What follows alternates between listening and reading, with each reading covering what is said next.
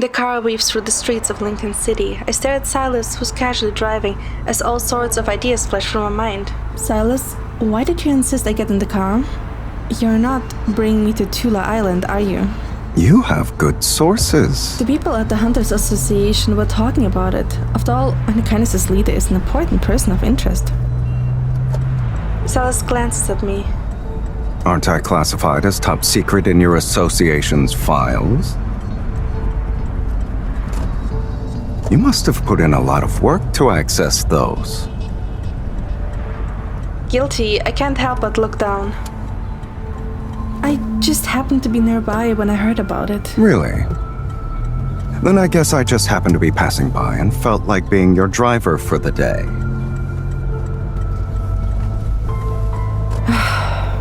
Okay, fine. I pulled a few strings. What about you? Did you find me because you need someone to act as your partner again? So you're okay with being my co-star? Sorry, sweetie. But I'm afraid there's only one invitation to this birthday party. I refuse to believe someone like you couldn't get another invite. Sylus' lips curl into a smile. You want to tag along that badly, huh? I turn my head away, not wanting him to read my mind. Of course not. You always pester me and turn my life upside down. I'd rather be far away from you. Well, your wish will come true this time. What? Sylus doesn't respond. He just looks out the window. We're here. I follow his gaze to see the car parked in the depths of the endless forest.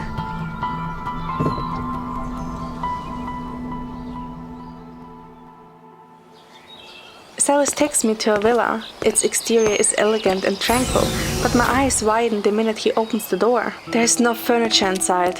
It's just weapons, piled up to the point where they could reach the ceiling.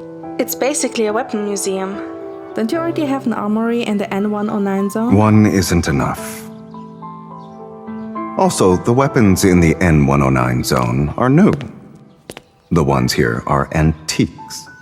Aren't you afraid people will discover a large stash of weapons on Lincoln's outskirts? So what? I have dozens of these armories scattered all over the world. I can show them to you, if you're interested. I stare at Sylus' calm expression and try to hide my shock. You do realize you sound like a complete lunatic sometimes, right? But you're already used to it. I'm only pretending. I follow Sylus to a gigantic safe. He opens it to reveal a huge cage of firearms. He rummages through them as if he's picking out fresh fruit. So is His Highness' birthday party the reason you drove here? Yeah. I'm trying to pick out a gift for him. Are you sure it's just that? Sylus raises an eyebrow and looks at me. The birthday party isn't the only thing you heard about?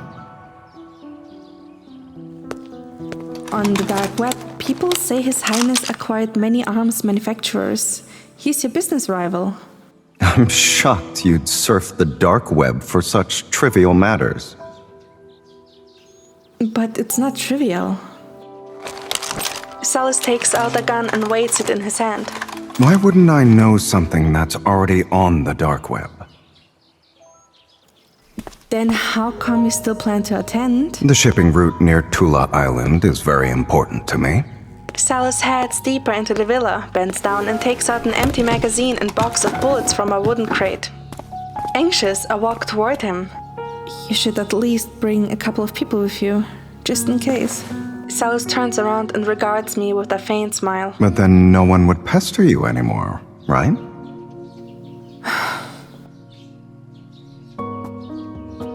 He lowers his head, mirth lingering in his red gaze. Or are you worried about me? I just don't want you to get into trouble.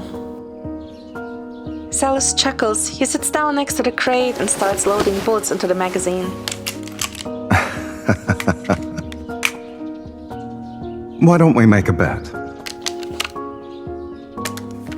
If I come back safe and sound, I'll disappear from your life. I won't pester you ever again. And if I don't return,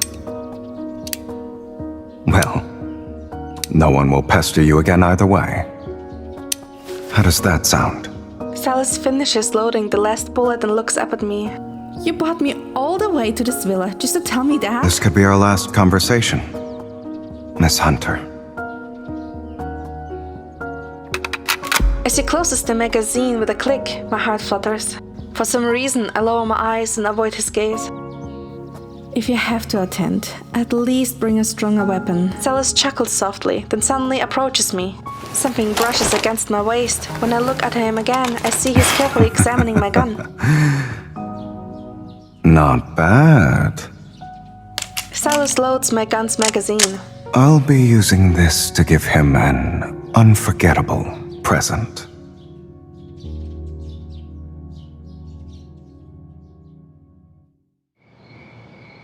A few days later, as I'm getting ready for bed, there is breaking news on the TV. Breaking news. An explosion has occurred on Tula Island. The cause is still unknown. Rescue teams are expected to arrive in 1 hour. Tula Island? Sylus!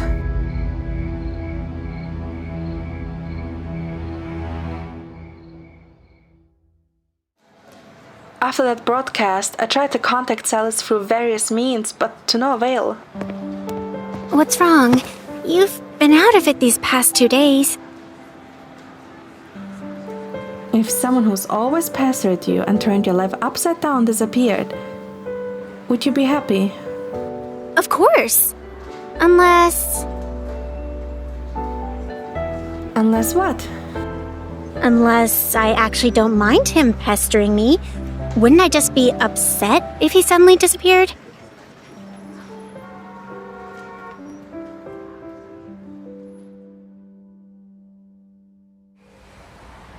Tara's words kept swirling in my mind. After getting off work, I walk to the intersection and wait at the traffic light. Suddenly, a familiar figure appears across the street. Huh? I pick up my phone and hear that familiar, calm voice. You won. Sylus. The light turns green. Before I realize it, I'm already moving. I walk faster and faster through the crowd, finally breaking into a sprint to reach him. According to the conditions set by our bet, we shouldn't be meeting again. Sylus stands before me, looking exhausted and with his worn clothes. Are you hurt? I guess you'll be the one breaking our agreement. Seeing him on the phone with such a nonchalant expression, I remember how worried and scared I had been the past few days. I'm annoyed and frustrated. I yank down his hand that's holding the phone. You have the audacity to use a phone when you're right in front of me, but you couldn't even call me back or text me these past few days. He remains expressionless as he observes my outburst. I'm someone who honors a bet. I said I'd disappear completely, so I have to tie up loose ends.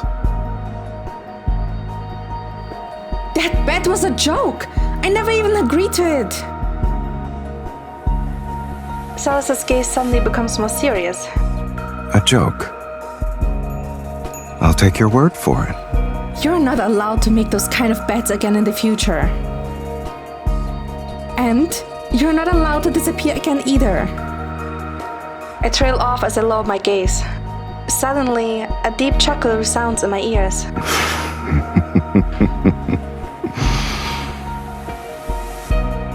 You're the first person who dared to tell me what I can and can't do.